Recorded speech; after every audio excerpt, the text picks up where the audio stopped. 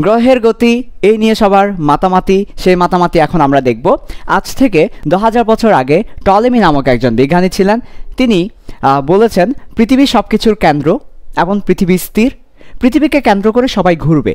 সূর্য পৃথিবীকে কেন্দ্র করেই সূর্য ঘুরবে, অন্যান্য গ্রহ নক্ষত্র সব কিছু পৃথিবীকে কেন্দ্র করে ঘুরবে। এবং মানুষজন টলেমির কথা বিশ্বাস করে নিয়েছিলেন অনেক বছর মানুষ এ কথা বিশ্বাস করতেন। কেনই বা বিশ্বাস করবে না? মানুষজন দেখতেন পূর্ব আকাশে সূর্য উঠে পশ্চিম আকাশে অস্ত যায়, তাহলে সূর্য আসলে ঘুরছে পৃথিবীকে কেন্দ্র করে। কই, পৃথিবী তো ঘুরছে না, পৃথিবী স্থির। মানুষের আপাত দৃষ্টিতে মনে হয় পৃথিবী স্থির, সূর্য ঘুরছে, চন্দ্র ঘুরছে, অন্যান্য নক্ষত্র গ্রহ সব কিছু পৃথিবীকে কেন্দ্র করে ঘুরছে। মানুষের কাছে মনে হওয়ার সাথে টলেমির কথা মিলে যায়, তাই মানুষ দীর্ঘদিন টলেমির কথা বিশ্বাস করেছে পৃথিবী কেন্দ্রিক বিশ্ব, অর্থাৎ পৃথিবী থাকবে কেন্দ্রে, পৃথিবীকে কেন্দ্র করে সবাই ঘুরবে। পরবর্তীতে প্রায় কেটে যায় 1400 বছর একটা মিথ্যে কথা দিয়ে, একটা ভুল মিথ্যে কথা দিয়ে 1400 বছর কেটে যায়, পিছিয়ে পড়ে আমাদের বিজ্ঞান। এরপর 1400 বছর পরে এসে কোপারনিকাস সবার প্রথমে বলেন, না, পৃথিবী সব কিছুর কেন্দ্র না, পৃথিবী স্থির না, সূর্য সব কিছুর কেন্দ্র, অন্যান্য গ্রহগুলো সূর্যকে কেন্দ্র করে ঘুরে, সূর্য থাকবে সেন্টারে, অন্যান্য গ্রহগুলো সূর্যকে কেন্দ্র করে ঘুরবে। কোপারনিকাস 1400 বছর পরে সে কথাটা বলেন, এবং এই কথাটা বলার পরে আসলে খুবই একটা ট্র্যাজেডি ঘটে গিয়েছে। কোপারনিকাসকে হত্যা করা ফেলে হলো, তাকে জেলবন্দি করেছে, পরবর্তীতে তাকে হত্যা করা হয়েছে। কেন? কারণ হচ্ছে কোপারনিকাস বলেছেন সূর্য সব কিছুর কেন্দ্র, পৃথিবী সূর্যকে কেন্দ্র করে ঘুরে, যা ওই সময়ের বাইবেলের বিরুদ্ধে যাচ্ছিল। তাই খ্রিস্টানরা তাকে আসলে হত্যা করে, বাইবেলের বিরুদ্ধে যাওয়ার কারণে, তাদের ধর্মগ্রন্থের বিরুদ্ধে যাওয়ার কারণে।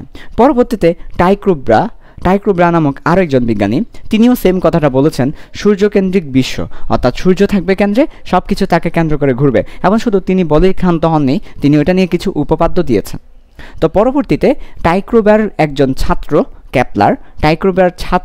ক্যাপলার সূর্যকেন্দ্রিক গ্রহের গতি নিয়ে 3টা সূত্র প্রমাণ করেছেন। তিনি প্রমাণ করেছেন সূর্য আসলে কেন্দ্রে থাকবে, অন্যান্য গ্রহগুলো তাকে ঘুরবে, এবং কত গতিতে ঘুরবে, কত ক্ষেত্রফলে ঘুরবে, কত সময়ে ঘুরবে, সব কিছু নিয়ে তিনি 3টা সূত্র দিয়েছেন এবং তা প্রমাণ করেছেন।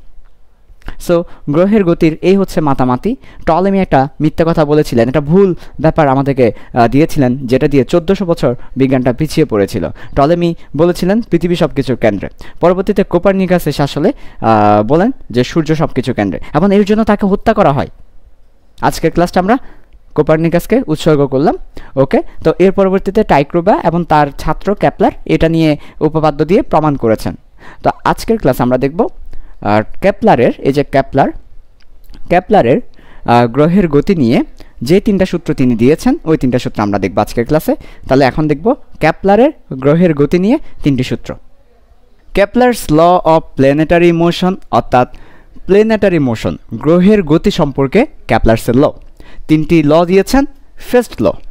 ফার্স্ট লতে তিনি বলছেন কেমন কক্ষপথে ঘুরে, অর্থাৎ একটা গ্রহ সূর্যকে কেন্দ্র করে কেমন কক্ষপথে ঘুরে আসবে, বৃত্তাকার, উপবৃত্তাকার, পরাবৃত্তাকার, অধিবৃত্তাকার, কেমন কক্ষপথে ঘুরে আসবে এই সম্পর্কে বলছেন ফার্স্ট লতে।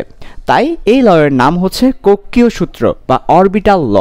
অরবিটাল ল কেন? কেমন অরবিটালে তিনি ঘুরে আসেন, কে? গ্রহ সূর্যকে কেন্দ্র করে কেমন অরবিটালে ঘুরে আসে বা কেমন কক্ষপথে ঘুরে আসে, তাই এটাকে বলছি কক্ষীয় সূত্র বা অরবিটাল ল, কেমন কক্ষপথে ঘুরে। 2 নাম্বার ল হচ্ছে ক্ষেত্রফল সূত্র বা এরিয়া ল।